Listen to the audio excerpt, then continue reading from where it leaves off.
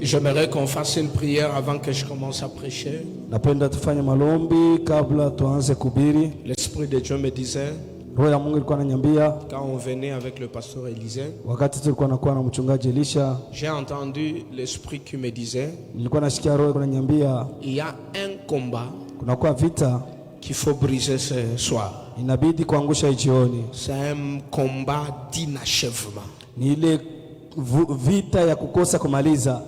Ça veut dire, Dieu me disait qu'il y a des gens parmi nous ici. Comme c'est un vendredi plus de prière, on va un peu prier et puis on te libère pour le dimanche demain. Dieu m'a dit ceci. Il y a des gens ici qui commencent des choses, mais ils ne finissent pas. Il peut commencer le fiançailles, mais il n'entre pas au mariage. Il peut trouver le travail, mais il ne possède pas le travail. Il ne jouit pas de ce travail. Il peut commencer une affaire d'argent, mais ça ne va pas aboutir. Il peut commencer des projets, mais ça ne marche pas. J'aimerais qu'on se tienne debout. Nous voulons briser ça dans 4 minutes. Tout combat d'inachèvement, le combat qui ne veut pas que tu puisses achever, que ce combat-là commence à s'arrêter. Le combat d'inachèvement n'est pas seulement au pays, n'est pas attaché à un endroit, mais c'est attaché à l'esprit. J'ai vu en Australie un couple qui sont mes fils. Tout ce qu'ils faisaient, ça n'aboutit pas. Ils sont dans un beau pays, mais les choses ne marchent pas. Les choses ne marchent pas parce que tu es au Congo. Si la sorcellerie dit non, même si tu vas aux États-Unis, tu vivras l'inachèvement sur ta femme, sur ton mari, sur tes enfants, sur tes affaires. Frappe les mains. Commence à annuler le combat d'inachèvement.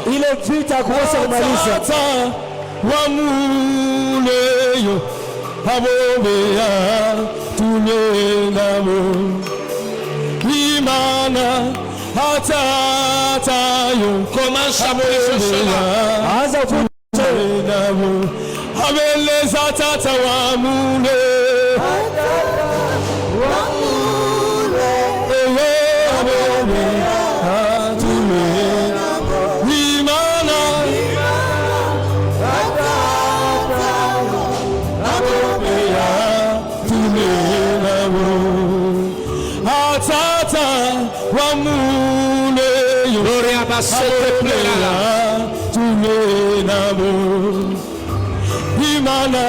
Ameleza wabingelengele biyukele balwana nami bakuyuke ameleza tata wamule wamule wamule atule namo imana atata wamule atule namo Yeshua Wajikalombe Juana Jo Nejimane Hatata ishkawi bilonge jalelo balwana nami bakuyuke habele satata wamule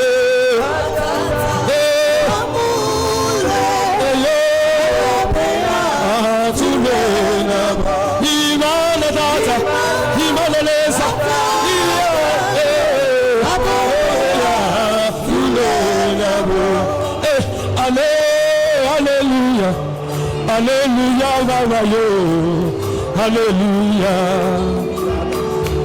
Alléluia, Alléluia, Alléluia, Baba tutenda wapi, Alléluia, Alléluia, Baba yo, Baba saine meya, Alléluia, Alléluia, Baba yo. Alléluia tu imbeni, Alléluia tu Baba saine ya Baba, Baba saine ya Baba, Pata kwa kukimbanga jalelo, au nom de Jésus. Est-ce qu'on peut s'asseoir, on acclame Jésus? Tunaweza keti tumshangilie Yesu. Nous allons poursuivre les combats d'inachèvement. Tutendelesha ile vita ya kukosa kumaliza. Je dis merci à Dieu pour ce samedi. Asema asante kwa Mungu juu ya hii posho.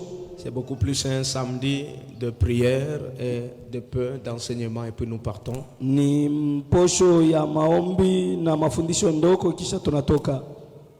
Je dis merci au pasteur Élisée. Asema asante kwa mchungaji Elisha. Pasteur Élisée, lui vraiment c'est la famille que Dieu m'a donnée. Mchungaji Elisha yeye nakoya jamaa ile Mungu ananipatia. Que Dieu le bénisse pour le travail qu'il fait. Mungu ambariki kwa kazi yake anafanya dans le corps de Christ. Mwili ya Kristo. C'est vrai qu'il y a des endroits quand on vous invite, il faut beaucoup prier pour que Dieu vous dise quelque chose. Mais il y a d'autres endroits, la prière même a déjà dit oui avant qu'on puisse la prier, avant d'aller quelque part.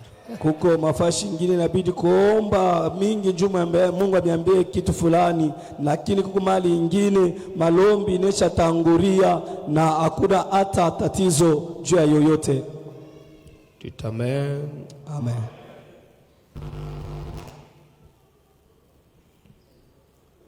Actes des Apôtres chapitre 9. Matendo ya Mitume sura 9. Le verset 17. Mstari wa 17.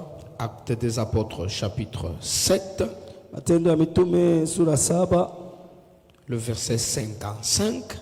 Mstari wa 55. Actes des Apôtres chapitre 4. Matendo ya Mitume sura 4. Le verset 8. Mstari wa 8. Actes des Apôtres 9, 17. Nous lisons au nom de Jésus. Anania sortit et lorsqu'il fut arrivé dans la maison, il imposa les mains à Saul en disant: Saul, mon frère, le Seigneur Jésus, qui t'est apparu sur le chemin par lequel tu venais, m'a envoyé pour que tu recouvres la vie et que tu sois rempli du Saint-Esprit. Amen. Acte 7, 55, nous lisons au nom de Jésus. Mais Étienne, rempli du Saint-Esprit et fixant les regards vers le ciel, vit la gloire de Dieu et Jésus debout à la droite de Dieu. Amen. Acte 4, verset. Acte 4, 8, nous lisons au nom de Jésus. Alors Pierre, rempli du Saint-Esprit, leur dit: Chef du peuple et ancien d'Israël. Amen. On peut augmenter? On continue. Est-ce qu'on était là? Acte 4, 8? Oui, c'est ce qu'on vient de lire. Ok. Alors Pierre, rempli du Saint-Esprit, leur dit: Oui. Chef du peuple et ancien d'Israël. Jusque-là. Est-ce qu'on peut finir avec Acte 6, le verset 5? La Bible est en train de dire ceci, Acte 6, le 5e verset. Oui. Cette proposition plut à toute l'assemblée. Ils élurent Étienne, homme plein de foi et d'Esprit Saint, Philippe, Procor, Nicanor, Timon, Parménas et Nicolas, proselytes d'Antioche. Amen. Amen. Dans le domaine du Saint-Esprit, il y a des termes importants sur lesquels nous devons parler et connaître pour comprendre la personne et la puissance du Saint-Esprit. Na ile naangalia maneno ya Roho Mtakatifu kuna kuya vitu viwili ile tunapasha kuelewa juu ya kupata kusemezea na kujua huyu mtu wa Roho Mtakatifu. Le premier point c'est le baptême du Saint-Esprit. Na hata nukta ya kwanza ni ubatizo ya Roho Mtakatifu. Le deuxième point c'est la plénitude du Saint-Esprit ou être rempli du Saint-Esprit. Na hata nukta ya pili inakuya ile utele ya Roho Mtakatifu au kujaziwa na Roho Mtakatifu. Quelqu'un peut dire amen? Mtu mmoja anaweza sema amina. Écoute ce que la Bible dit. Sikia ile Biblia inasema. Dans Luc chapitre 4. Luka 4 verset 1. Mstari wa kwanza. Jésus, rempli du Saint-Esprit, revint du Jourdain et il fut conduit par le Saint-Esprit dans le désert. Ça veut dire avant qu'il soit conduit par le Saint-Esprit, il a été rempli du Saint-Esprit. Nous avons des grands baptêmes dans la vie chrétienne. Il y a le baptême d'eau que Jean parlait de baptême de repentance. Mais vous allez me poser la question. Pourquoi Jésus était sans péché, mais il a été baptisé par Jean-Baptiste? Or le baptême de Jean, c'est pour la rémission de péché. Mais écoute, quand Jésus était baptisé par Jean-Baptiste, le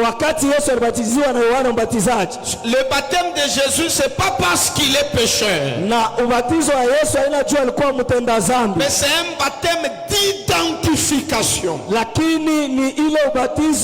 Ça veut dire en lui et par lui on s'identifiait. Mais Jean-Baptiste lui-même, il reconnaît que il n'est pas seulement bien à un homme de rester au niveau du baptême d'eau.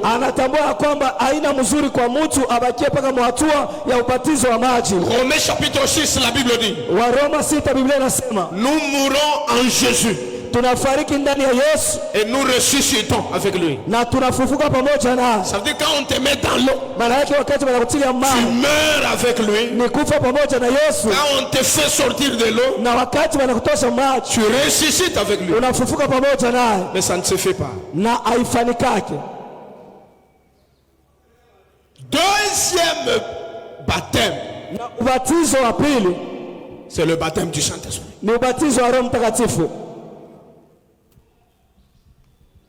Ça veut dire quand tu es baptisé dans l'eau, le deuxième baptême, c'est le baptême du Saint-Esprit. Ça veut dire c'est le Saint-Esprit qui vient te baptiser. Mais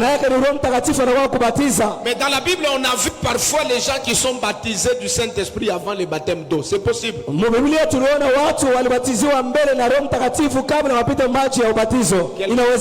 Quelqu'un vient à l'église, le feu de sang ici, il n'a pas encore accepté Christ. Il commence à parler. Mais la personne doit l'accepter, être baptisé par après. Mais il y a d'autres. On leur a posé la question dans Actes des Apôtres. De quel baptême avez-vous reçu? Ils ont dit nous avions reçu le baptême de Jean. Il dit non, il y a un autre baptême. C'est le baptême du Saint-Esprit. Comment recevons-nous le Saint-Esprit? On peut recevoir le baptême du Saint-Esprit ou le Saint-Esprit par l'imposition de main. Tunaweza kupokea ubatizo ya Roho Mtakatifu au Roho Mtakatifu kupitia kuwekea mikono. La Bible dit ils leur imposèrent les mains. Na Biblia inasema wakawatilia mikono. Et ils reçurent le Saint-Esprit. Na wakapokea Roho Mtakatifu. Ils leur imposèrent les mains. Wakawatilia mikono. Et il fut baptisé dans le Saint-Esprit. Na bakabatiziwa na Roho Mtakatifu. Ça veut dire ni kusema ceux qui sont remplis de l'Esprit wale wanajaza na Roho peuvent mettre des mains sur toi et tu reçois le Saint-Esprit. Wanaweza kutilia mikono juu yako na unapokea Roho Mtakatifu. La deuxième manière, na namna ya pili, c'est par la soif qu'on appelle aspiration. Ni ile kiu tunasema hata kutamania. Si vous avez la soif d'être baptisé, kama unatamania kubatiziwa dans le Saint-Esprit, ndani ya Roho Mtakatifu, tu seras baptisé par l'aspiration et la soif. Na utabatiziwa kupitia kiu. Il y a des gens qui peuvent même faire 30 ans dans l'église mais ils n'ont jamais été baptisés dans le Saint-Esprit. Wanaweza kufanya miaka hata 30 ndani ya kanisa lakini bado hawajabatiziwa na Roho Mtakatifu. Par la soif. Kupitia kiu. Troisième point, par l'atmosphère de prière. Na ya tatu kupitia hata hali ya maombi. Ça veut dire dans ces temps ici où je parle sous le Saint-Esprit. Maana yake wakati kama huyu tunasemezea Roho Mtakatifu. Le Saint-Esprit peut descendre. Roho Mtakatifu anaweza shuka. Te baptise. Anakubatiza. Alléluia. Amina. Quatrième manière, on peut recevoir le Saint-Esprit par la volonté du Père. Na namna ine unaweza pokea Roho Mtakatifu kupitia mapenzi ya Baba. Dieu le Père et Dieu le Fils na Mungu Baba na Mungu Mwana peuvent décider de t'envoyer Dieu le Saint-Esprit. Banaweza kubeba mpango ya kutumia Mungu Roho Mtakatifu. Parce que les apôtres n'ont pas demandé le Saint-Esprit. Kwani watuma wakuombe Roho Mtakatifu. Jésus lui-même leur dit. Na Yesu peke yake anawaambia, je vous enverrai le Saint-Esprit. Roho Mtakatifu. Écoute-moi. Sikia. Lui-même par sa volonté kwa mapenzi yake décide de baptiser. Anachika kubatiza. Pour la mission que tu as. Juu ya kazi unakuwa nayo. Dieu le Père. Mungu Baba. Dieu le Fils. Mungu Mwana. Peuvent décider. Banaweza kubeba mpango. De te baptiser dans le Saint-Esprit. Ya kubatiza na Roho Mtakatifu. Et le signe initial. Na alama ya mwanzo qui montre que inaonyesha na julisha tu es baptisé. Unabatizwa dans le Saint-Esprit. Kwa Roho. C'est le parler en langue. Ni kusema mruga. On est là. Tuko pamoja. Il y a quelqu'un qui se pose des questions. Est-ce que alors moi qui ne parlais pas en langue, est-ce que je suis baptisé? Non, tu n'es pas baptisé. Na kuku mtu anajiswali. Sasa mimi siseme mruga. Eti misha kubatiziwa bado haujabatiziwa.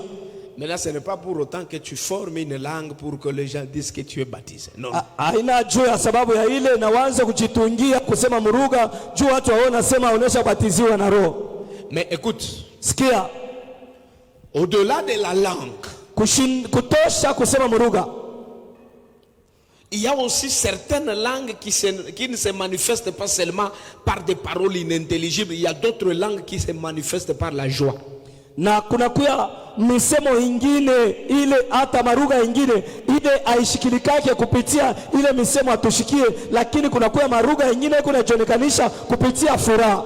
Il y a deux manières de parler en langue. Kuko namuna mbili ya kusema mruga. Première manière. Namuna ya kwanza. C'est la xénoglossie. Ni ile xénoglossie. Ça veut dire. Ni kusema. Parler une langue connue mais que tu ne connais pas. Na unasema ile lugha iko na julikana lakini wewe mwenyewe haujui. Un papa était venu à Kaminade. Na baba alikuwa Kaminade. Il a dit ceci. Anasema hivi. Un jour il prie avec les blancs à Londres en Angleterre. Na siku mmoja alikuwa anaomba na bazungu kule Londres kwa Angleterre.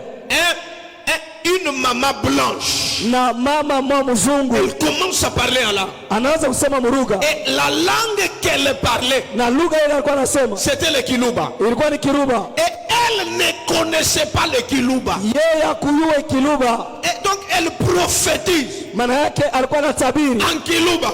Mkiluba. Ça c'est le parler en langue. Ni kusema kwa lugha. Qu'on appelle banaita xénoglossie. Sonoglossie. Deuxième manière de parler en langue, c'est la glossolalie. Namna ya pili ya kusema lugha ni glossolanie. Ça veut dire parler une langue que les gens ne parlent pas, des paroles là, des histoires comme ça. Ça c'est une langue qu'on appelle glossolalie. Ça veut dire c'est une langue que les gens ne comprennent pas, mais l'esprit peut inspirer quelqu'un à interpréter ça. Kusema lugha ile watu awaelewe, ile watu awayue, lakini ni roho eko nashikia ile lugha, ni ile wanasema glossolanie. Donne-moi un bon amen. Pachia amina mzuri. Là, suivez-moi très bien. Sasa nifuate mzuri. Le Saint-Esprit dans le domaine des langues. Na Roho Mtakatifu mwatua ya lugha. Nous devons savoir ceci. Tunapaswa kujua hii.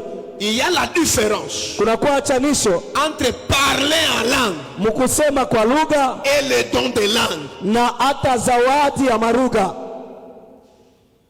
Le don de langue, na hata zawadi ya marugha, c'est quand quelqu'un parle en langue comme une prophétie. Ni wakati mtu anasema murugha kama vile unabii. Et il faut un interprète de langue. Na inabidi mtafsiri wa lugha. C'est là que Paul dit. Ni kule Paulo anasema, si tu as le don de langue, kama unakuwa na zawadi ya kusema lugha, il n'y a pas d'interprète, na hakuna tafsiri, c'est mieux de se taire. Ni mzuri kuikaa kimya.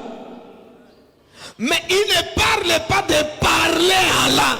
Ashisemezee kusema mulugha. Le parler en langue, kusema kwa lugha, ce n'est pas une prophétie en langue. Haina hata matabiri ya lugha. Mais c'est une prière, lakini ni malombi, une louange, sifa, une adoration, hata mabudu, mais dans une langue du ciel. lakini mulugha ya mbingu. Et quand l'esprit arrive dans ta vie, na wakati roho anakuwa maisha yako, pour montrer que tu es baptisé, tu dois parler en langue. Le parler en langue, c'est la langue du ciel que tu parles sur la terre. Quand les Belges ont colonisé Congo, ils nous ont laissé le français. Quand le Saint-Esprit te colonise, il doit te laisser la langue du ciel.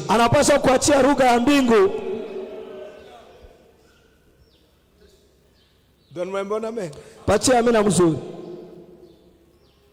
Est-ce que mtu anaweza kuimba mulugha? Est-ce que quelqu'un peut chanter en langue? Oui. Ndio. Mais hapana isa mwa milishikia kafashi moya mtu unaimba mimbo ya kitabu ya okove unaimba mulugha. Parce que j'avais entendu quelque part quelqu'un chanter les mimbo za okovu, il est en train de chanter en langue. Niwe karibu na hii. Niwe karibu nawe. Lo safero sofa. Il est ni aventure. Ça, ce sont des aventures. Donc, kuimba mulugha, chanter en langue, ça veut dire ni mélodie moya ya kiro inakukuya inaanza haina mwimbo ile unayua uanze kuiweka maparole moya sana unaimba lugha. Non, non, c'est pas ça. C'est une mélodie qui te vient en esprit. Ce n'est pas un cantique que tu connais et tu commences toi-même à te donner des paroles. Maintenant, quand le baptême arrive, il nous laisse des mots importants. Être rempli et être plein. En Actes des Apôtres 6, verset 5, la Bible dit, Étienne était plein du Saint-Esprit. La Bible ne dit pas qu'il était rempli. Il était plein. Quand on dit plein, l'esprit il condamne comme il déborde. C'est-à-dire l'esprit en toi mais ne déborde pas. Mais quand on dit rempli, il y a un débordement. Maintenant, un homme plein de l'esprit, c'est quelqu'un qui a l'esprit, mais l'esprit n'est pas en fonction. Mais quelqu'un qui est rempli, le Saint-Esprit doit faire quelque chose. Pourquoi je vous ai donné beaucoup de passages au début? C'est pour vous montrer la différence entre être plein de l'esprit et être rempli du Saint-Esprit. mwenye kujazwa na roho na mwenye kujaziwa na roho. La Bible dit il fut rempli de l'esprit. Biblia inasema wakajaziwa na roho. Et il prophétisait. Na bakatabiri. Il fut rempli du Saint-Esprit. Bakajaziwa na roho. Et le miracle se produit. Na miujiza ikafanyika. Hawezi kusema ke unajazwa Roho Mtakatifu tu constate kintu. Tu ne peux pas dire que tu es rempli du Saint-Esprit alors qu'on constate rien. Nini nasema ule frère leo alijazwa Roho Mtakatifu mubaya. Et on dit c'est quoi ce frère là, il était tellement rempli du Saint-Esprit. Nini kilifanyika? Non, alivunja bichi. Et qu'est-ce qui s'était passé? Il a brisé les chaises. Non. Apa. Hakukuwa rempli. Il n'était pas rempli. Tu étais seulement plein de l'esprit. Lakini ulikuwa tu mwenye kujazwa na roho. On doit constater quelque chose qui change dans des vies de gens quand quelqu'un est rempli. Wanapasha kutazama kitu fulani kinabadilika kwa watu wakati mtu anajaziwa.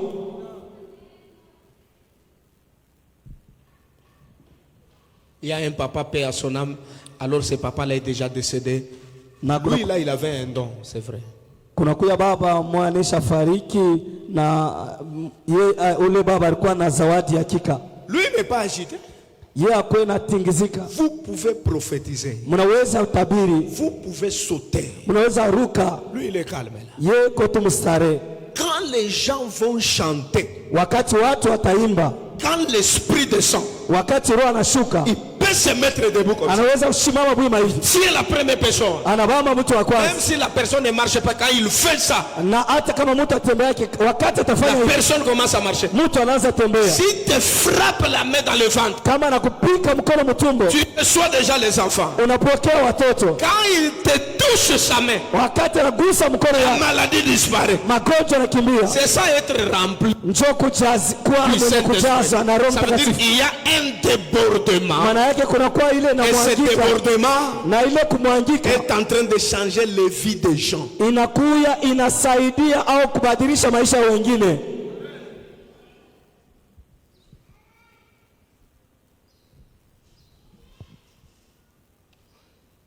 Alléluia. Amen. Est-ce qu'on est ensemble? Eti tuko pamoja. Maintenant, dans le baptême du Saint-Esprit, c'est là que l'Esprit nous équipe pour les dons spirituels. Et les dons spirituels sont là pour l'édification de l'Église. Parfois je m'étonne mtu anafanya 6 mois kumulima. Nini nasema anatafuta zawadi? Saa nyingine nishangaishaka mtu anafanya 6 mois kumulima on dit c'est quoi? Il cherche le don. C'est vraiment pitoyable. Parce que ya huruma sana. Aina sema je deviens prophète de malheur. Bele hata ipataka. Et d'abord il ne le recevra jamais. Parce que kama mtu anatenir sana pa Mungu pas qu'on y peut zawadi, pas qu'on y peut zawadi. Ça veut dire pourquoi intérêt moi derrière les zawadi. Et si quelqu'un tient seulement Dieu, donne-moi le don, donne-moi le don. Maana yake kuna kwa faida mwa nyuma ya ile zawadi. Pourquoi tu cherches les dons? Dieu nini unatafuta zawadi?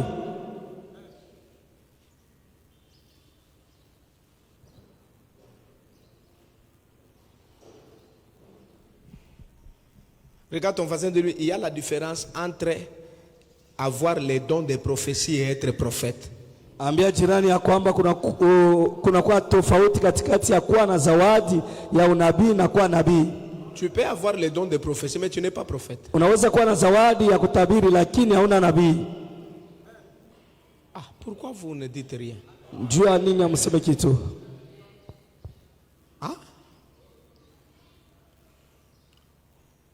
Chez nous là où on a grandi dans la foi. Kwetu kule tulikomelea muimani. Kama unashika mtu unamwita sasa huyu ni mulombi. Et si on appelle quelqu'un mulombi ou intercesseur, ça veut dire ni kusema ni mtu anapokea zawadi. C'est quelqu'un qui a reçu le don. Mais comme kanisa. Mais il est dans l'église. Et on atabiri. Il prophétise. Et on ombea bantu wanapona. Il prie pour les gens, ils sont guéris. Mais iko soumis kwa pasteur ana na zawadi. Il est soumis à un pasteur et le pasteur qui n'a pas le don. Regarde ton voisin, dis-lui, kongoza kanisa akudépendre na zawadi. Regarde ton voisin, dis-lui, conduire l'église, ça ne dépend pas de don. Pourquoi bantu ba mingi kama anapata zawadi anatomboka nenda kwanza kanisa aiendelee yake? C'est parce que awitiwe kuongoza kanisa. Zawadi banakupa juu ya uservir nayo mkanisa. Mambo yanaishia pale. Pourquoi d'autres personnes, s'ils reçoivent le don, ils se révoltent, ils vont commencer l'église et l'église n'évolue pas. Parce que le don qu'on t'a donné, c'est pour l'édification de l'église, un point intérêt. Maintenant, il y a un problème. La Bible dit l'esprit donne le don comme il veut. Ça veut dire que le baptême du Saint-Esprit nous donne un équipement qu'on appelle le don spirituel pour œuvrer dans le corps de Christ. Mais dans Romains 12, il y a d'autres dons. Mais ces dons-là, on n'appelle pas ça les dons spirituels. Ce sont les dons ou les talents de direction ou du leadership. Na muaroma munakuya mazawadi ingine abaite zawadi ya Roho Mtakatifu, lakini inakuya kama vile matalanta ya kuongoza nayo au ya bongozaji. Dans Romains 12, il y a les dons de présider. Na muaroma 12 kunakuya ile zawadi ya kuongoza. Il y a les dons de modérer. Ile zawadi ya kuongoza nayo. Il y a les dons d'hospitalité. Na ile zawadi ya kukabula vitu, ya kupokea watu. Unaona? Est-ce qu'on est là? Tuko pamoja. Ça, ce sont des dons à part. Hii ni mazawadi ya pembeni. Mais quand tu reçois le baptême, on t'équipe d'abord avec l'un, 2 ou 3 ou 4, même tout, les dons qu'on énumère dans 1 Corinthiens chapitre 12. Lakini kama unapokea ubatizo wa Roho Mtakatifu, unapokea hata mmoja, 2, 3 au yote ya mazawadi ya Roho Mtakatifu, ile wanasemezea wa Korinto 12. Dons de prophétie. Na ile zawadi ya unabii. Dons de paroles de connaissance. Ile zawadi ya kusema maneno ya ufahamu. Dons de paroles de sagesse. Ile zawadi ya misemo ya hekima. Dons de langue. Ile zawadi ya maruga. Dons d'interprétation de langue. Ile zawadi ya kutafsiri maruga. Dons de discernement des esprits. Ile zawadi ya utambuzi ya maroho. Dons de miracles. Ile zawadi ya miujiza. Dons de guérison. Ile zawadi ya matunzo. Et le don de la foi. Na ile zawadi ya imani. Maintenant, suivez-moi. Sasa mnifuate. De tous ces dons, na muhimu zawadi yote, le premier don que nous recevons, na zawadi ya kwanza tunapokea pour œuvrer avec d'autres dons, njoo ya kutumika na mazawadi nyingine, c'est le don de la foi. Ni ile zawadi ya imani.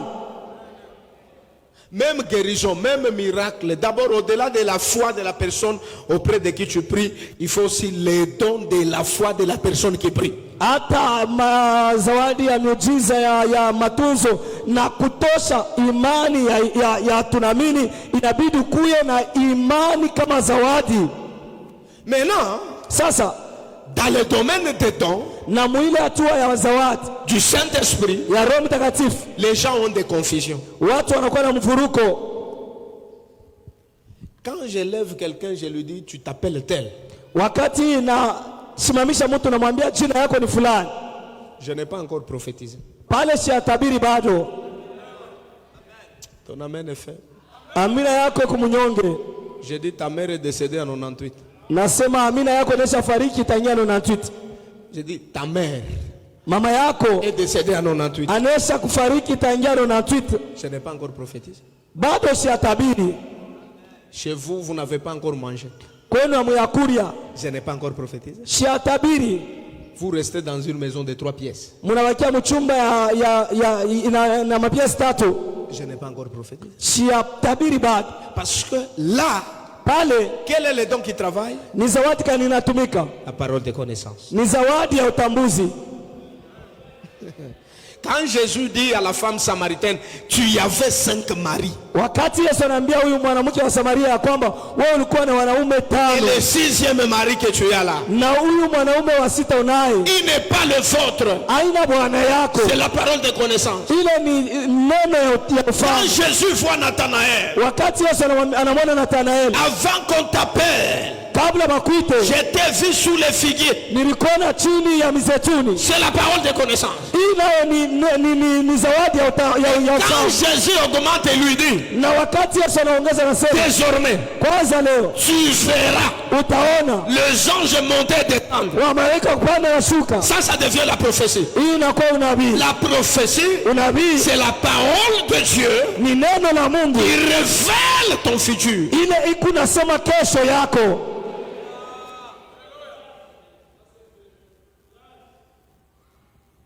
On est ensemble. Mais monifate bien. Suivez-moi très bien. Muntu aneskuya eko na don ya prophétie mais iko mumandoto. Ni sawa? Quelqu'un peut avoir le don de prophétie passant par le songe. Est-ce que Muriona parle Daniel aritabiriana hivi et on ambia muntu hivi? Hein? Est-ce que vous avez vu où Daniel prophétisait quelqu'un physiquement comme ça? Mais qu'est-ce qui s'est passé avec Daniel? Des visions nocturnes, des interprétations des rêves. Mais on l'appelle prophète.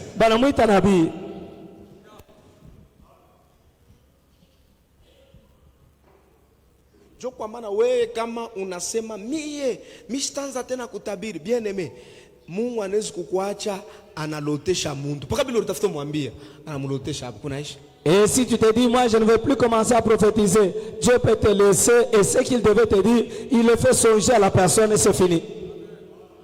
Donne-moi un bon amen. Tu es là ou tu n'es pas là? Est-ce que tu es là? Et tu crois pas? Maintenant, quand tu as le don, il faut faire maintenant la différence entre les dons qui parlent, le don qui parle et les dieux qui parlent.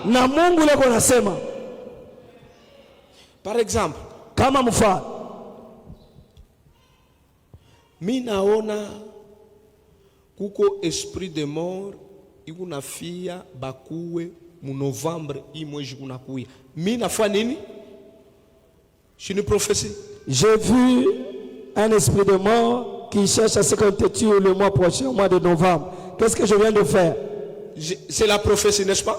Mais Dieu n'a pas encore dit. J'ai vu ce qui peut être. Mais Dieu n'a pas encore dit que c'est ce qui sera. Ça veut dire que c'est ce qu'on a planifié. Que le mois de novembre, il va mourir. Et Dieu me révèle ça. Mais ça ne signifie pas que ça va arriver. Mais si tu négliges, ça va arriver.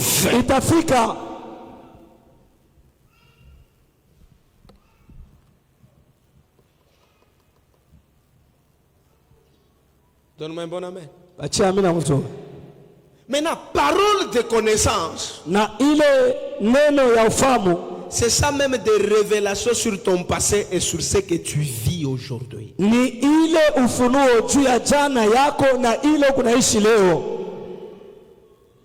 sommes toujours dans le baptême du Saint-Esprit. Jusque là on se comprend. Maintenant, toute parole de connaissance qui ne donne pas la solution n'est pas une bonne parole de connaissance.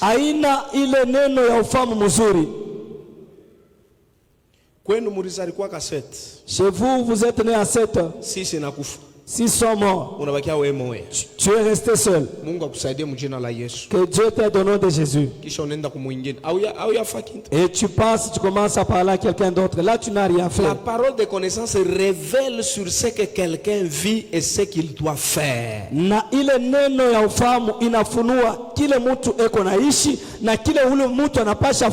Ça s'appelle orientation. kuongoza mtu, kuangazia mtu. Mungu ananiambia bantu wote washakufa wewe unabakia moyo moya. Et Dieu me dit que tout le monde est déjà mort, tu es resté seul. Mais Mungu ananiambia hivi. Mais Dieu me dit ceci. Hii vitu qu'on a traversé. Le comment que tu traverses. Inaanzia mkizazi, angalia bale basha kufa. Et ça commence dans la famille, regarde qui sont déjà morts. Là, parle. Ça devient important. Inakuwa ya muhimu. Il y a comme le don de discernement des esprits. Na kunakuwa kama ile zawadi ya utambuzi ya maroho. Que les gens n'aiment jamais avoir, mais c'est ce qui est important. Ile watu wapendake kupata, lakini ni ya muhimu kabisa. Comme le témoignage que je vous ai donné ici. Kama ushuhuda ile nimpatia hapa. Quelqu'un qui est venu au village, on l'a accueilli comme prophète. Il a travaillé. Mais alors qu'il était maïmaï village. Mais pourquoi les gens abakuvumbu le monde ça ou montre quoi mufumu? Mais on a tout mis pas cher. C'est parce qu'à pana bantu qu'on a discernement des esprits. Pourquoi les gens n'ont pas découvert que cet homme il n'est pas de Dieu et qu'il travaille avec les esprits impurs? C'est parce qu'il n'y avait pas le don de discernement des esprits. Chez nous, quand papa amène un prophète pour prier pour nous, quand notre maman dit que uyu mina santi nashika kuroko na nyambia sema ana mtumishi wa Mungu abiakwe, et c'est vrai. Et si la maman disait que celui-ci, je n'ai pas la conviction, je ne sens pas dans mon cœur qu'il est vraiment un serviteur de Dieu. Ça veut dire qu'en elle, il y a le don de discernement des esprits. Ça ne révèle pas des choses, mais ça oriente la source de ce qui vous anime. Mais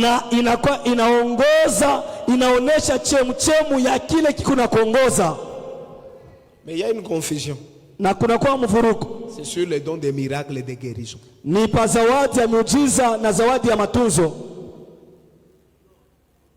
Kama mtu anombea mtu anazala ni zawadi ya guérison ou bien miracle natenda? Si quelqu'un priait pour une femme et elle s'accouche, c'est quel don? C'est guérison ou le don de miracle?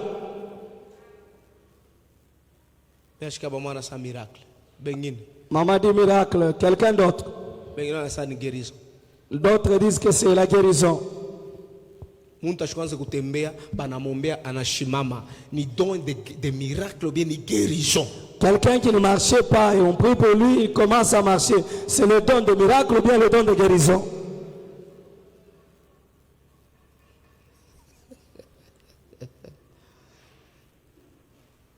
Kama munangalia mumazawadi yote 9 beko natamu 1 Corinthiens 12 na 1 Corinthiens 14 kuku paka don ya guérison jo shakweka mu pluriel. Soma Bible yako. Et si vous regardez de tous les dons qu'on a énumérés dans 1 Corinthiens 12 et 1 Corinthiens 14, vous verrez qu'il n'y a que le don de guérison qui est au pluriel. Pourquoi? Dieu pour dire que Dieu a plusieurs manières d'utiliser sa guérison. Na ni Dieu kusema Mungu anakuwa na manamuna mingi ile kunatumia ile zawadi ya matunzo. Le miracle veut dire merveille de Dieu. Ni kusema hata maajabu ya Mungu. C'est pourquoi vous allez voir ceux qui ont les dons de guérison ont aussi les dons de miracles. Njoo kwa maana mtaona wale wanakuwa na zawadi ya matunzo wanatembea pia na zawadi ya miujiza. Mais si tu n'en as pas, reste dans tes dons. Na kama una nayo bakia mzawadi yako. J'ai vu un prophète d'enseignement, Léo. Niliona nabii mwa qui dit aujourd'hui, c'est lui à qui on a jeté le machishi, il va marcher aujourd'hui. Il a prié pour lui et il l'a levé. Et il a fait 3 pas, il est tombé, on le relève encore. Et il a fait à peu près 15 minutes, la personne n'a pas marché. Et on peut verser de l'eau à ses pieds. Et on a versé tout un bidon, rien. Et Dieu dit qu'ajoutez le deuxième bidon. Appliquez l'huile. Quand tu n'as pas les dons, tu peux faire toutes les cérémonies, mais tu n'en as pas. Kama una na ile zawadi maana yake unaweza kufanya makarasisi yote, maseremonia yote, hauna nayo. Maintenant le don, la zawadi n'agit pas par ta volonté. Aitende kupitia mapenzi yako, mais agit par les besoins qui se présentent. Lakini inatenda kufatana na hitaji na kuyako.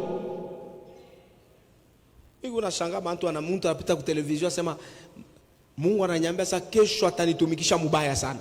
Et ça m'étonne quelqu'un qui passe à la télévision pour dire que Dieu m'a dit que demain il va m'utiliser puissamment. Ah.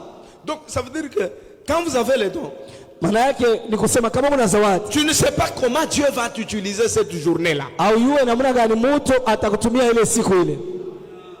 Donne-moi un bon amen. Un jour on m'a invité très loin. Je suis parti. Et dans ces pays étrangers là où je suis arrivé, j'ai trouvé beaucoup de gens à l'aéroport. 5 jours de service. Premier jour, je n'ai rien vu. Deuxième jour, aucune vision. Le pasteur m'a suivi à l'hôtel. Prophète, on a eu un billet aller-retour kutoka Congo. Et tu connais le prix du billet aller-retour quitter Congo jusqu'ici, tu es venu. Bon, bon. Je lui ai dit, bon, tu m'as quand même parlé ou prévenu. On a dépensé quand même $1,450. Tu as dépensé à peu près $1,450. On a eu l'hôtel et tu connais l'hôtel là où j'étais logé. Nous t'avons appelé pour prophétiser.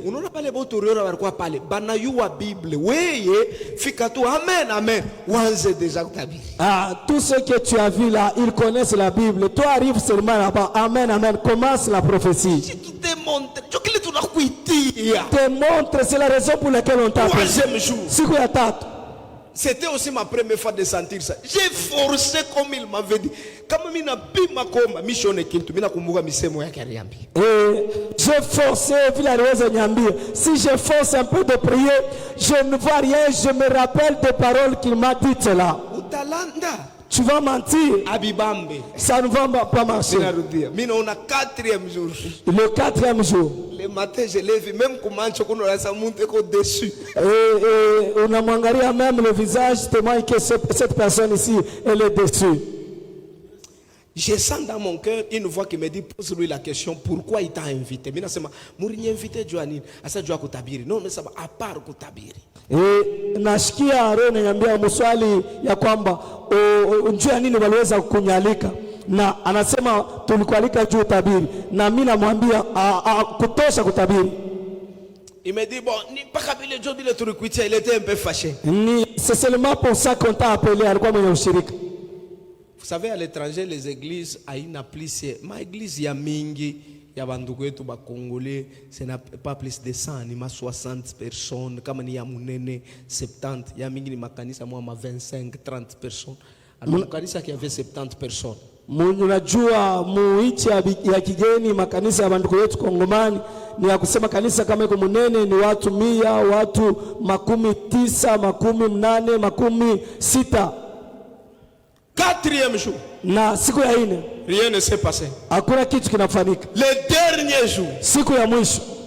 Mon Dieu, mon roi. Mungu wangu, mfalme wangu. Quand les gens ne s'attendaient pas, wakati watu hawakuwa na zania, le don s'est explosé. Zawadi kapasuka. Alors, j'ai prophétisé à 75 personnes bote barikuwa mkanisa. J'ai prophétisé toutes les 75 personnes qui étaient dans l'église. Il y avait un monsieur là. Je dis toi. Et c'est pour toi que je suis venu. Tu as une plaie au niveau de la cuisse. Et cette plaie ne cicatrise jamais. Ça fait 5 ans. Il me dit oui. Anasema ndio. Moi parce que tu étais aux États-Unis. Nasema mwezi inayopita ulikuwa kwa États-Unis. Mais l'esprit de Dieu me dit. Lakini roho ya Mungu inaniambia. Avant que je quitte ici. Kabla nitoke hapa. Dans 2 jours. Muima siku 2. Ile kilonda itakauka. Cette plaie va cicatriser. Ile balisema que ni cancer de plaie. C'est qu'on a dit que ni cancer ya mwili. Mais il y a quelque chose. Na kuna kwa kitu fulani. Que tu dois faire à Dieu. Unapaswa kufanya kwa Mungu. Fais-le. Uyafanye. Il me dit seulement, vous savez les gens qui ont l'argent, hein? Ananiambia unajua watu kama iko na fedha. Il est calme, il dit oui, je vais le faire. Anasema ndio nitayafanya. À la fin du culte ici. Mwisho wa ibada. À la fin du culte. Mwisho wa ibada. Et puis le pasteur a été content. Mchungaji alikuwa na furaha sana, pia anasema c'est comme ça qu'on a toujours aimé. Après le culte, kisha ibada, le papa là est arrivé. Ule baba akakuya. C'était ma première fois d'entendre les gens qui offrent des montants pareils à l'église. Ni kwa mara yangu ya kwanza kushikia mtu eko natoa bwingi ya pesa vile kukanisa. Tu étais là? Tu es de cette église? Il dit non. On m'a dit seulement qu'il y a un prophète qui vient du Congo. Je me dis que les prophètes congolais sont sérieux.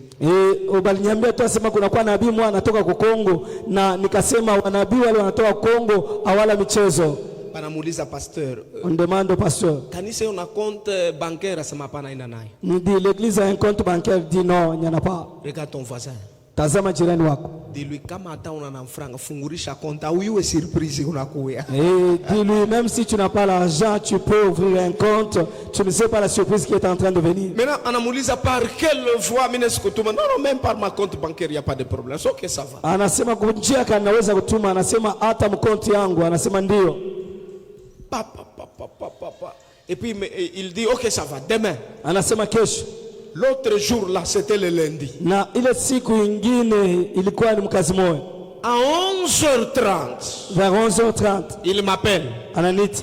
Ananyambia mimi nechika kile Mungu alikutumia huko. Et j'accepte la raison pour laquelle Dieu t'a envoyé ici. Le monsieur là ule nduku ule vient de transférer dans mon compte $100,000. Anakuya anatuma mkonti yangu $100,000. Regarde ton voisin de lui ceci. Na tazama jirani yako mwambie. Laisse Dieu faire ce qu'il fait. Na acha Mungu afanye ile kunafanya. Même si tu sens qu'il n'a pas travaillé, il travaille. Hata kama unasikia asema ashatumika, eko natumika. Il agit. Eko natenda. Il fait. Eko nafanya. Sois rempli du Saint-Esprit. Huyo mwenye kujiazwa na Roho. C'est pourquoi quand Marie est entrée dans la maison d'Élisabeth, njoo kwa maana wakati Maria aliingia nyumba ya Elizabeth, l'enfant a bougé dans le ventre. Na mtoto akatingizika mtumbo. C'est la première fois ni mara ya kwanza que Jean-Baptiste a été baptisé dans le Saint-Esprit. Roho Yohana Mbatizaji aliweza kubatiziwa na Roho Mtakatifu. La simple salutation jambo tu bule a fait bouger l'enfant dans le ventre. Ilifanya que mtoto ateke mtumbo. Atabiria muntu moya. Je prophétise sur quelqu'un. Pour ma présence ya bantu bamoya. Il y a la présence de certaines personnes. Inezi kutenkesha bintu abitenka ke muntu moya. Et peut faire bouger des choses qui ne bougent pas dans ton ventre. Mangaribi ya leo. Ce soir, je prophétise à cette église. Natabiri kuikanisa. Mungu a changé situation ndani yako. Que Dieu change la situation dedans de toi. Sois rempli du Saint-Esprit. Jaziwa na Roho Mtakatifu. Sois rempli. Jaziwa du Saint-Esprit. Na Roho Mtakatifu. Si tu as la foi, reçois l'Esprit. Kama una imani, pokea Roho. C'est pourquoi la Bible dit soyez transformés par le renouvellement de l'intelligence. Et ce qui m'intéresse, c'est quoi pour terminer? Il n'y a pas deux actes des apôtres sans la présence du Saint-Esprit.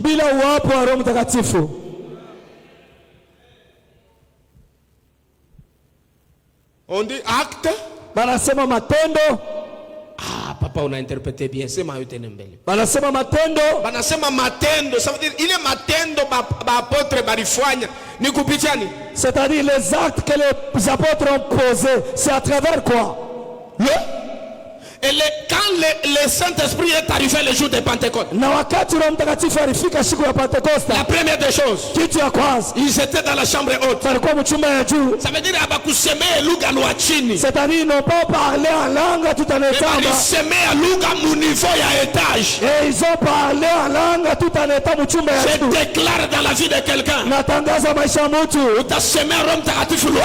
tu vas parler en langue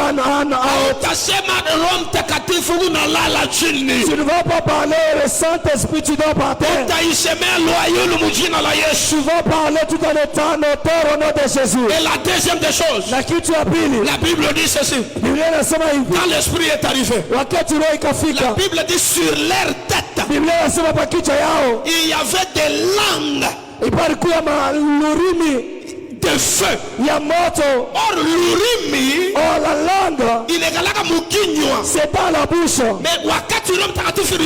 Mais lorsque le Saint-Esprit est descendu, la langue qui doit être dans la bouche, il est ulimi inapaswa kwa mkinwa, mais se retrouve sur la tête. inajikuta pa kichwa. Ça veut dire Ni kusema l'homme qui reçoit l'esprit mtu anapokea roho, anakuwa na binywa biwili, il a deux bouches, la bouche normale na kinywa kawaida et la bouche sur la tête. na kinywa pa kichwa. Pourquoi la tête? Sio nini kichwa? Parce que Jésus est mort à Golgotha. Kwani Yesu alifuka kwa Golgotha, Golgotha, na Golgotha c'est le lieu du crâne, ni hii fashi ya kabongoshi, un lieu de changement de mentalité. fashi ya mabadiliko ya matendo ya Je matabia. déclare à quelqu'un, Natangaza na mtu Boba takuchambula na kinywa normal, ils vont t'insulter par la bouche normale. utasema na lugha, Quand tu vas parler avec basi lui, mutakimbia. et la sorcellerie va fuir. Hiki kinywa wanasema La nakyo bouche avec laquelle tu parles kitangusha buloshi, ne va pas terrasser la sorcellerie, kitangusha malari. ne va pas terrasser la maladie. Kinywa kile Roho Mtakatifu unakupatia Mais la bouche que le Saint-Esprit te donne kinachofundisha mampepo. peut chasser les démons. Je déclare, Natangaza reçois la grâce pokea neema d'avoir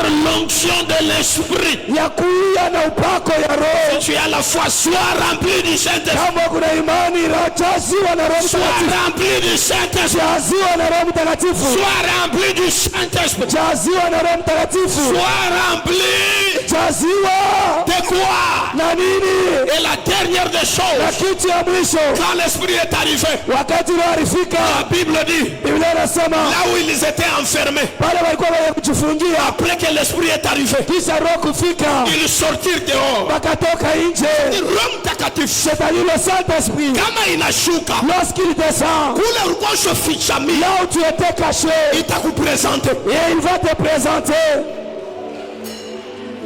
Batu ba imani mishabaona, Oh, je ne vois pas les gens de foi. ushakufichama, Tu es caché, mais Roho itakupresente. mais l'Esprit va te présenter. Kiye Mungu alituita kumugini, Nous, Dieu nous a appelés au village. on avait ni aspect pote Atukue hata na Roho Mtakatifu inaweza kukupresente. mais le Saint-Esprit peut te présenter. Roho Mtakatifu inaweza kuheshimisha. Roho Mtakatifu peut te faire honorer. Roho Mtakatifu inaweza kufaire voyager. Le Saint-Esprit anaweza Roho kusafirisha. Mtakatifu inaweza kupatia mamilioni. Le Saint-Esprit peut te donner des Roho millions. Mtakatifu inaweza kukufanya kefa 100 ans. Le Saint-Esprit peut te donner la longévité. Kama unakatala wende ukaulize papa Meshak. Si tu le fais, tu vas demander à Papa Meshach. Je déclare, Natangaza reçois l'esprit pokea roho, qui va te donner la supériorité. ile atakupatia bukubwa. Wewe utasema lugha munyumba de pièces. Tu ne vas pas parler en langue dans la maison de 2 pièces. Mungu aweze kutransforme état de vie yako. Et Dieu transforme ton état de vie. Ninaona mtu mmoja alipatia amen, maferi inafunguka. Ah, je vois quelqu'un qui me dit amen, ses affaires se libèrent. Alipatia amen, malari unatokea muameni yako. Je vois quelqu'un qui dit amen et la maladie qui Mtu sort. alipatia amen, kapopo baritupa yole unatoka. Je vois quelqu'un qui me dit amen, le temple de Ninaona la sort. ninaona mikuli unakuachia flash. Je vois quelqu'un qui dit amen et ses hommes sont guéris. Amen, nzita ya divorce unaanguka. Je vois celui qui dit amen et le combat de famille connaît. Unasema amen, celiba yatoke. Et je dis là où tu dis amen que le célibat sort. Amen, ma mort prématurée itoke. Là où tu dis amen que le mort prématuré Unasema quitte. amen, stérilité yanguke. Là où tu dis amen que la stérilité tombe. Unaria amen, Mungu aanze kuheshimisha. Là où tu dis amen que Dieu commence à t'honorer. Pachi amen ya bien niteke. Donne-moi un amen bien que je Hii veux. mwaka Cette année, cause du Saint-Esprit, kwa ajili ya Roho Mtakatifu te mariera, utaolewa, tu ne mourras pas, hautafariki, tu voyageras, utafasafiri, tu témoigneras, utashuhudia, les portes s'ouvriront, milango itafunguka, les contacts viendront vers toi. ile mafungulo itakuja Dieu kwako. va t'honorer. Mungu atakuheshimu. Honora. Yes. Hier, hier, Jana Pierre Petro était pêcheur de poissons. alikuwa mvuvi wa samaki. Dieu lui dit, Mungu anamwambia au travers Jésus-Christ, kupitia Yesu Kristo tu ne seras plus hautakuya tena pêcheur de poissons. mvuvi wa samaki, Tu seras maintenant utakuya sasa pêcheur d'hommes. mvuvi wa watu. Tu comprends que Mungu anaweza kuchanger kazi yako. Et j'ai compris que Dieu peut changer ton travail. Mungu achanje kazi yako. Que Dieu change ton travail. Roho Mtakatifu achanje kazi Que le Saint-Esprit soit ton travail. Un jour j'étais au Cameroun. Siku moja nilikuwa Cameroun. Mimi nakutana na pasteur anasema niko na doctorat. J'ai trouvé un pasteur qui dit que j'ai le doctorat en théologie. En théologie. Doctorat yako iko pa nini? Et ton doctorat sur quoi? Asema j'ai fait le doctorat sur les épîtres de Pierre. Asema nilifanya ile doctorat yangu pa mabarua ya Petro. Ule eko na taya Pierre. Et celui qui cite Pierre alikuwa pécheur. Alikuwa mvuvi. Un peuple sans instruction. Mtu bila mafundisho. Mais leo mtu unajivunia doctorat pa maépître ya pécheur. Mais quelqu'un est en train de se vanter de doctorat sur les lettres ou les épîtres de pécheurs. Si Dieu te lève, les gens vont commencer à t'étudier. Les gens de foi ne sont pas ici. Si Dieu te lève, les gens vont aussi se lever. Si Pierre n'avait pas existé, ce monsieur n'allait pas être docteur. Je prophétise quelqu'un. L'appel de Dieu dans ta vie, ça peut amener les autres à élévation. C'est à cause des épîtres de Pierre qu'on appelle celui-ci docteur. Je prophétise ta vie. Elle va pas rester la même. Elle va changer. Tu vas témoigner. Et les choses vont se libérer. Je termine en te disant ceci. Pourquoi Pourquoi Dieu va changer le boulot? Il y a Pierre. De Pierre. Pêcheur de poissons. Et tu deviendras un pêcheur d'hommes. Parce que pêcheur de poissons, il attrape des poissons vivants dans la mer. Mais quand ça arrive dans ses mains, les poissons meurent. Mais un pêcheur d'hommes, il attrape des hommes morts au péché. Quand ça arrive dans ses mains, les hommes reprennent la vie. Mangaribi ya leo, ce soir, Mungu wa pasteur Élisée, le Dieu de papa Élisée, change kazi yako. Change ton travail. Wewe wote ulianza kubamba bintu bijima binakufia kwa mikono yako. Toi qui touches les choses vivantes qui brillent dans tes mains. Aujourd'hui, utabamba biakufwa. Tu toucheras ce qui est mort. Mais bitakuwa bijima. Mais ça va recevoir la vie. Hata unaenda pakaja biendekake. Même si tu te trouves à un endroit, à cause de toi, kazi talamuka. Le travail va ressusciter. Mariage italamuka. Le mariage va ressusciter. Département italamuka. Le département va ressusciter. Kanisa italamuka. L'église va ressusciter. Reçois le Saint-Esprit. Parce que celui qui a l'esprit, il est porteur de la vie. Tu ne peux pas porter la mort pendant que tu as le Saint-Esprit. Les choses ne peuvent pas mourir si tu as le Saint-Esprit.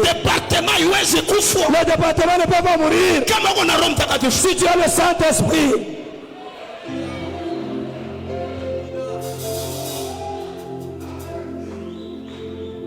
C'est amen. Dis amen. Dis un amen de foi. À cause du Saint-Esprit, les choses ne vont pas mourir. Ils ne feront pas quoi? Et si tu as le Saint-Esprit, laisse les gens t'abandonner. Mais Dieu, par le Saint-Esprit à lui, il y a des choses que tu changeras au nom de Jésus. C'est dans le ministère que j'ai compris que Bantu avait tout barricade, que nous Mungu Dieu qu'on a tout barricade. Les gens ne nous bénissent pas, c'est Dieu qui nous bénit. J'avais trouvé un papa qui pouvait même me donner 75 000 $. Après 2 ans, il a quitté mon ministère. J'ai pensé que c'est fini. Dieu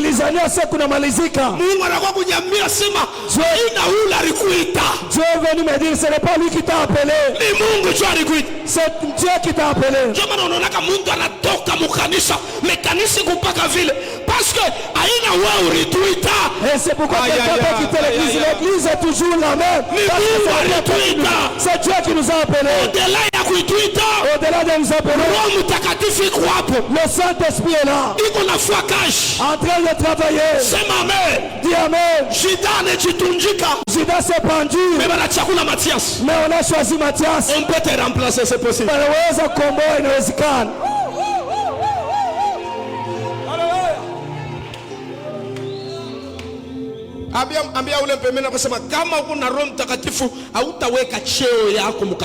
Et si tu as le Saint-Esprit, tu ne mettras pas tes titres dans l'église.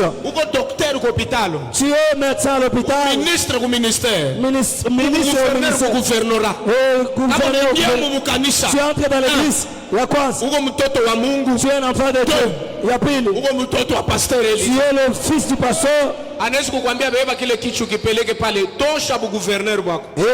il peut te dire, prends la chaise là, amène là-bas, enlève d'abord ton titre de gouverneur là. Et quand on a le Saint-Esprit baptisé, rempli, on ne peut pas abandonner l'église à cause de quelqu'un.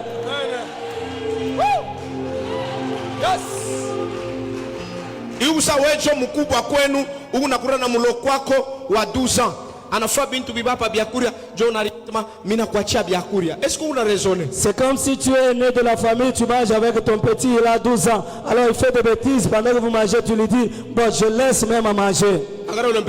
Pourquoi mon famille c'est parce que et dis-lui pourquoi dans la famille quand il y a des problèmes tu ne quittes pas la famille seulement l'église, c'est là où tu quittes, c'est parce que tu ne respectes pas l'église. Parce que la façon dont tu vois l'église, la façon dont tu l'as définie, il a déterminé comportement et ça détermine le comportement que tu affiches dans l'église. Regarde ce que Jacob dit. Je ne le savais pas. C'est lieu. Imali ni ya umshangao. Et il y a des gens qui ne connaissent pas qu'à cet endroit c'est le changement de vie. Est-ce que unajua sema kumamvita ingine pasteur konapata ni juu ya wewe uko pale? Est-ce que tu connais qu'il y a d'autres combats que le pasteur est en train de connaître? C'est à cause de ta présence que tu es là. La sorcellerie qui te suit. Ils savent que si on élimine le pasteur, même l'alliance est déséquilibrée. Même l'alliance sera déséquilibrée.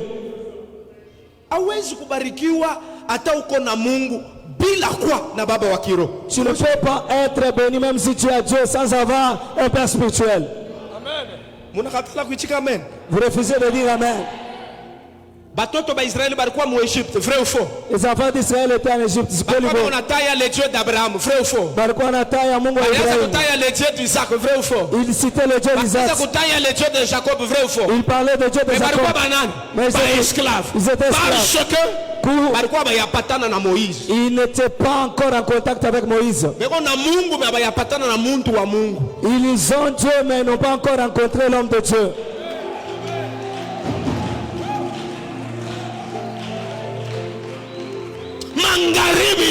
Ce soir, que l'esprit qui est dans ton père fait faire sur vous. C'est là où Dieu dit à Moïse, je prendrai de ton esprit sur les 70 et je vais le déposer dans les 70. La tête de ton père, c'est ça ton ciel. Le Saint-Esprit ne viendra plus du ciel.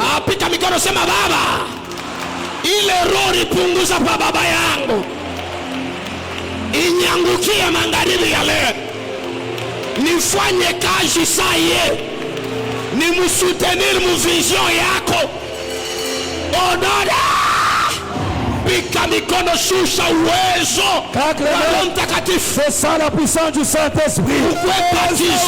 Que tu sois baptisé dans le Saint-Esprit pour faire bien l'œuvre de Dieu. Jineleza unena, jineleza ulo, jineleza wa ukomo, tujineleza wa mujilo, tujineleza unena, tujineleza ulonga, tujineleza wabukomo bata tujineleza yo tujineleza wabukomo bata tujineleza yo leza unena tujineleza tujineleza wabukomo tujineleza wamujilo jineleza unena tujineleza ulonga jineleza wabukomo jineleza wamujilo jineleza unena jineleza ulonga jineleza wabukomo tujine bata tujineleza yo bata tujineleza bata tujineleza yo eza unena jineleza jineleza wabukomo tujineleza wamujilo tibana batata leza kilobo tibana batata leza mujilo tibana batata leza kilobo tibana batata le tibana batata leza yo tibana batata leza kilobo tibana batata le tibana batata leza yo tibana batata kilobo tibana batata leza kilo tibana batata leza kilobo leza wami tibana batata leza mujilo tibana batata leza kilobo babibundo tibana batata tibana batata leza yo tibana baleza yo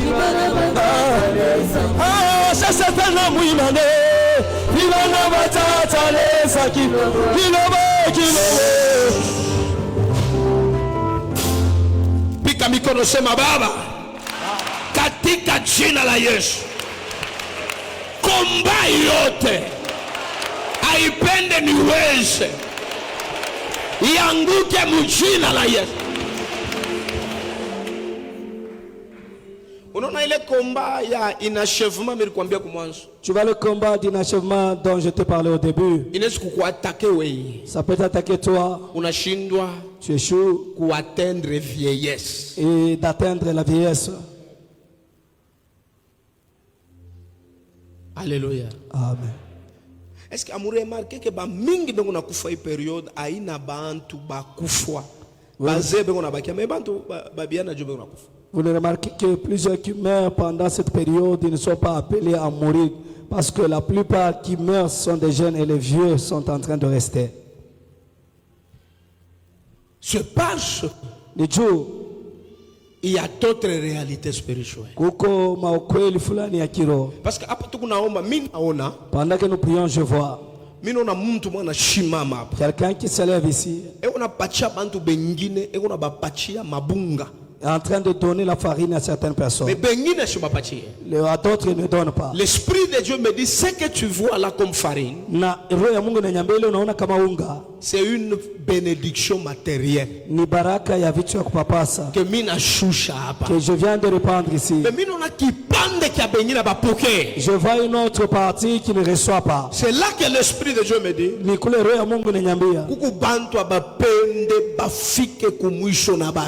il y a ceux-là qu'on ne veut pas qu'ils arrivent à la fin avec la bénédiction. Qu'ils vieillissent avec la bénédiction. Qu'ils reçoivent la bénédiction. J'aimerais qu'on terrasse le commun d'inachèvement. L'esprit de mort, l'esprit de mort dans ton mariage. L'esprit de mort, l'esprit de mort, ce n'est pas seulement la mort physique. L'esprit de mort peut toucher aussi les affaires. Tu fais des choses, ça ne tient pas. Et tu remarques que même les biens que tu achètes sont détruits en désordre. C'est aussi l'esprit de mort. Parce qu'avant que l'esprit de mort attaque Job, et l'esprit de mort attaque même les gens. tunapenda tuyangusha. Nous voulons terrasser. Tunapenda unapika mikono unatembea mukanisa. Angusha hii mpepo ikwache fashi. Tu terrasses. Yache fashi nyumba ya. Amike mwiteleza chakavangawia. Amike mwiteleza wabihumboia. Mwiteleza chakavangawia. Yeleza lelo. Amike mwiteleza mutumbe waluwangayo. Amike mwiteleza wabihumboia. Hallelujah. Yeleza wabihumboia. Amike mwiteleza. Amike mwiteleza. Amike mwiteleza shakavangawia. Amike mwiteleza chakavangawia. Yeleza wabihumboia.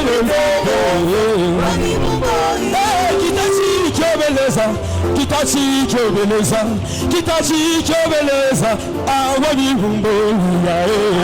Mwiteleza aizakavangawia. Amike mwiteleza wabihumboia. Kitachi kyobelo kitango ikyobeleza wabihumboia. Mwiteleza ashakavangawia. Yeleza wabihumboia. Ya tatari ya lezai ya lezai ya nabana ya shajabana ya wamilezai ya shakavanga ya walibumbo ya winetanda alola kuboko ya dikasadio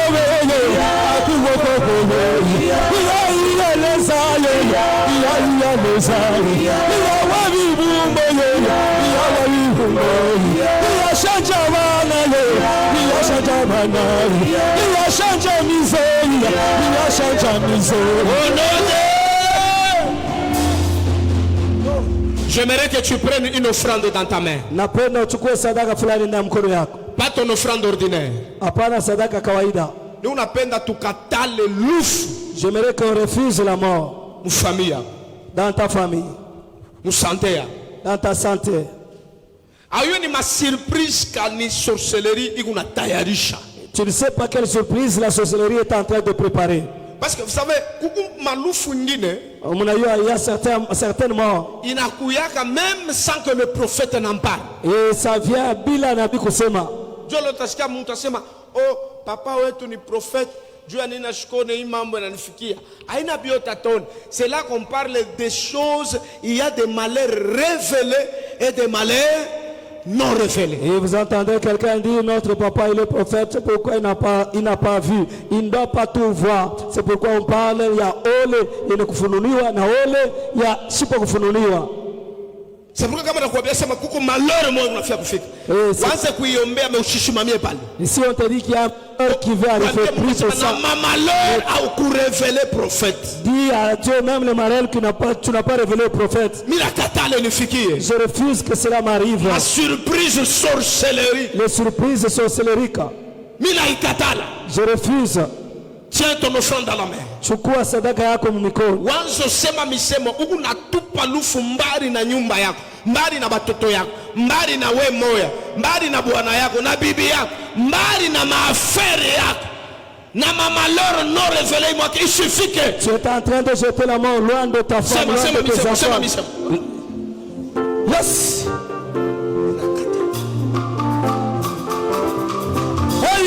Amiga mwiteleza kalala kama vita amiga mwitetambo wabihumboia haleluya ya wineleza yo haleluya amiga mwitetambo wabihumboia amiga mwiteleza wabihumboia yeleza wamielele ya tata ya tata ya lezai ya wabihungo ya mwine tanda ya mwine tanda ya mwine ukomo ya mwine kitango leza ya beleza, iya unga beleza, iya unga beleza, iya wingile mingile, iya wingile mingile, iya wingile mingile, iya wingile mingile, iya wingile mingile, iya wingile mingile, iya shaka vanga leza, iya wine muya, iya leza leza wani, iya leza leza wani, iya leza leza, iya leza shaka vanga, iya leza shaka vanga, iya leza. Jésus. Tu viens de poser ici devant, tu es en train de prononcer des paroles sur ça. Alléluia. Alléluia. Il y a les, il y a tata, il y a oulongue, il y a oulongue, il y a oulongue, il y a oulongue, il y a oulongue, il y a oulongue. Oui, moi, Kenya les awami. Oui, moi, Kenya les awami. Oui, oui, longue les awami. Oui, oui, longue les awami. Il y a. Eh, wabi vumba iya. Wabi vumba iya. Iya, wina kitango iya. Wina kitango iya. Wina kitango iya. Wina kitango iya. Iya unene leza. Iya unene leza. Iya ulonge leza. Iya unengeleza, iya uneneleza, iya uneneleza, iya leza, iya leza, iya tata, iya leza, iya tata, iya leza. Demain on finit la 3e semaine. Kesho tunamaliza wiki ya tatu. J'aimerais que tu prennes l'offrande ordinaire, tu viens mettre ça dans le panier. Napenda uchukue sadaka yako ya kawaida na kuweka mu kitunga. Hier si tu n'étais pas là, jana kama kuku yako, comme on finit là, kama vile tunamaliza, tu n'étais pas là hier, ou soit tu n'as pas pris hier l'enveloppe, l'esprit t'a touché de venir prendre, viens. Au kuku yako jana au kuku yako roho inakugusa kuchukua basha kuya. On va remettre ça demain. Tutalurisha yo kesho. Tu vas y mettre $10, $15 $20 $20 000 francs, même 10 000 francs, $100. Tu n'étais pas là hier. Ou ça tu n'as pas pris l'enveloppe. À remettre demain. Viens rapidement prendre ça. En même temps, nous sommes là. Viens avec ton offrande.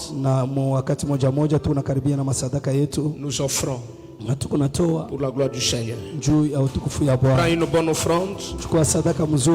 Viens déposer ça. En même temps, si tu n'as pas pris l'enveloppe, viens prendre.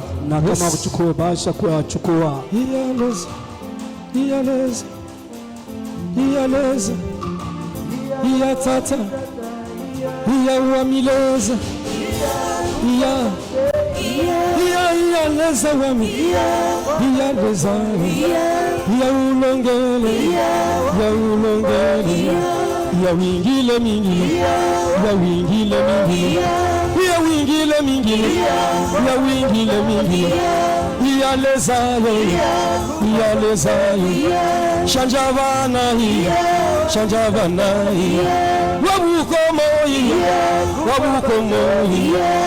Iya leza yo, iya tata yo, itango kyobeleza, iya leza yo, iya kungwa avanseleza, iya kungwa avanseleza, iya wabibumboleza, iya wabibumboleza, wune ukamo yoyo. Tumchapie Yesu Kristo mkono. Naam Jésus. Ni Yesu kunachapia ina Mungu. C'est Jésus que tu acclames, ce n'est pas un homme. Ni Yesu kunachapia ina muntu. C'est Jésus que tu acclames, ce n'est pas un homme. Ule kona kukombania, celui qui combat pour toi, ule kona kubariki, celui qui te bénit, ule kona kushindia, celui qui t'apporte la victoire, ule kona kutunza, celui qui te guérit. Yesu Kristo wa Nazareti. Jésus Christ de Nazareth. Ule kona chunga buzima bwako. Garde ta vie. Bwana asifiwe. Le Seigneur soit loué.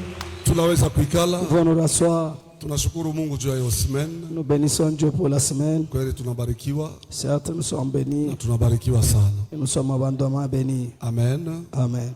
Kesho culte ina après-midi. Demain le culte, ça ne sera pas les après-midi. Tunaanza 8h. Commençons à 8h. 12h tunamaliza. À 12h nous terminons. Tunaomba kuba retardateur bote. Nous demandons à tous les retardateurs, Kama contretemps, ceux qui sont dans des bafanye contretemps, nguvu kesho de s'efforcer demain, tufike kwa 8 heures. que nous puissions arriver à 8 heures. Kama share bote tunafika mbele wakati. Si nous tous nous arrivons bien avant l'heure, Itafanya ke culte ipitakane mzuri. et ça va permettre le bon déroulement du culte. Na mumetapi yote na wewe upate baraka yako. Et toutes les étapes, que toi aussi tu reçoives ta bénédiction. Amen. Amen. Vraiment tujikaze. Vraiment, efforçons-nous. Na tunalomba share bote tulibeba enveloppe. Et nous demandons à nous tous qui avons pris les Ushende enveloppes, nayo lundi prochain.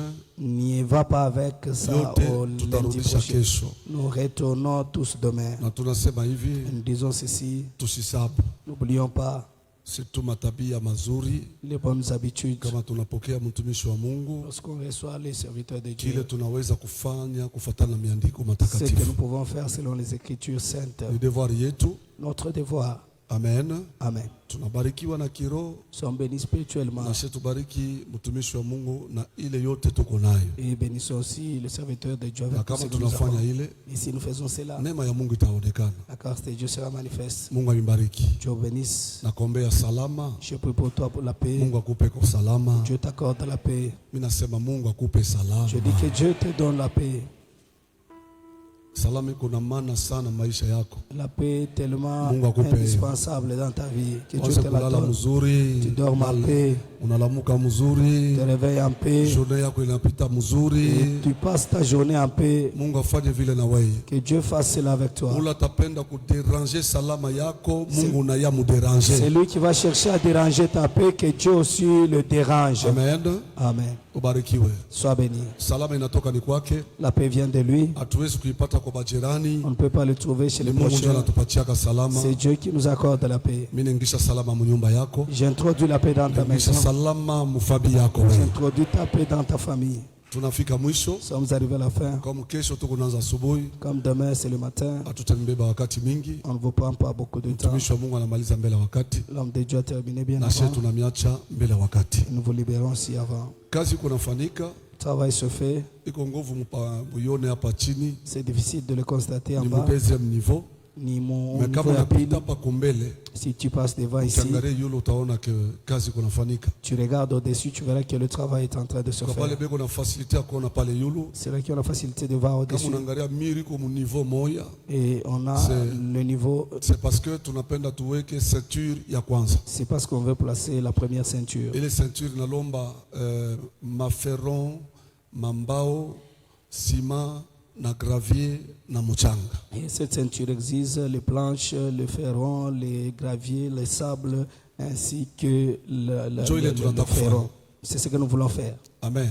Amen. Kama mnaona mimi naingia mkaretar, mimi naingia mimi natoka, Mais voyez- c'était que ni préparer ile kazi. Et si vous me voyez entrer avec retard, entrer-sortie, c'était préparer ce travail-là. Atupende mvula kama inakankamana, njoo tuanze kufukuzia.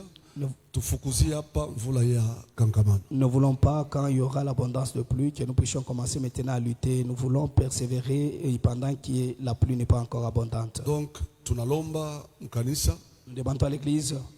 kama tulombe makuta amutupe. Si on ne demande pas l'argent, vous ne donnez pas. Paka tulombe njoo mnatupatia. Seulement quand nous demandons, Ni alors kazi que mingi. ça demande beaucoup. Ujiweke pafashi yetu. Mettez-vous à notre Kila place. siku tuanza kukulomba. Chaque jour qu'on te demande, Kama tulombe tunaleta tu. Si on ne demande pas, tu donnes quand même. Parce que mwisho comprendre kazi vile konenda. Parce que tu as déjà compris comment Hii semaine- évolue le travail. Kama unaangalia mkitunga ya construction hivi atulombe muko ma 14,000 francs. Cette semaine, 10 000 si francs. vous regardez le panier de C'est construction, compliqué. parce qu'on ne demande pas, c'est 14 000 francs, 10 Alors 000 nous sommes francs. obligés de travailler. Japo tunakazishwa kutumika. Sasa mimi naanza kufanya kama kuna kwa besoin naita fulani munisaidie eko tu tufanye kazi. Unisaidie eko Je na wewe. commence à appeler quand il y a besoin, Essayez tel, s'il tel, vous plaît. venez nous aider pour qu'on travaille. Vous aussi, vous pouvez nous aider. Amen. Amen. Alléluia. Amen. Sasa hapa ifale kuza maferon. Mimi nalomba. Il fallait payer les Naomba ferrons. huku.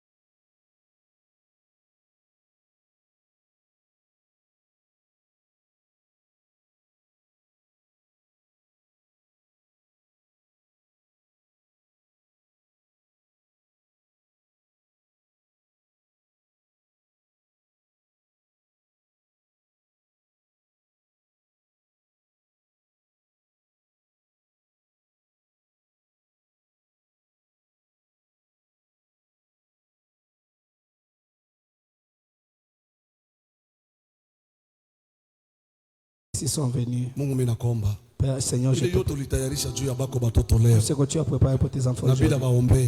C'est pourquoi ils Mungu bapatie nayo. Tu donnes leur. Batoke nayo hapa. Qu'ils quittent avec na mangumu yote balikuwa nayo. Et toutes les basirudie nayo manyumba yapo. Ne puissent pas rentrer avec dans leur maison. Mungu batoshe magumu hii. Dieu enlève ces difficultés. Na jibu ya kwako bapewe. Et que ta solution leur soit donnée. Batoke msalama. Qu'ils quittent en paix. Batoke pa ifasi na baraka. Qu'ils quittent en Seigneur avec la bénédiction. Qu'ils quittent ici avec la bénédiction. Qu'ils quittent ici avec la délivrance. Roho Mtakatifu tumika nao. Cet esprit travaille avec jina la Yesu Kristo. Au nom de Jésus. Takasa njia yabo kurudi. Sanctifie leur chemin. Paka nyumbani.